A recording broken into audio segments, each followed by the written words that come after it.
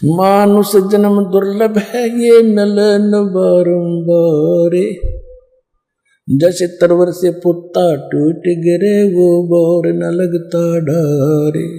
मानुष जन्म पाए कर जो नहीं रटे हरि नामे, जैसे कुआ जल बिना फिर बनवाया क्या काम। अब इन बातों से प्रभावित होकर के जिनको ये दृढ़ता आगे के मनुष्य जीवन केवल परमात्मा प्राप्ति के लिए ही मिला है, इसका और दूसरा काम नहीं है। ठीक है, ये एक किराए का इंजन है, इसमें ईंधन डालेंगे तो ये काम करेगा। ईंधन के लिए हमने कमाई करनी पड़ेगी।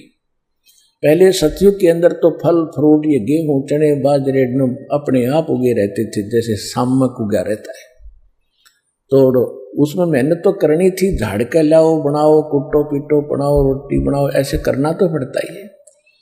और अब तो हम केवल माया जोड़ने लगे, रोटी सुविधा मिल गई तो बाकी और बकवासें शुरुआत कर दी। ये नहीं थी इस मनुष्य जीवन के। ये मनुष्य जीवन का इसका उद्देश्य नहीं है कि कोठी बंगले बनाकर जीवन नाश कर जाओ। पुराने इतिहास देखो, हमारे भारतवर्ष में ऋषि भी झोंपड़ियों में रहते थे,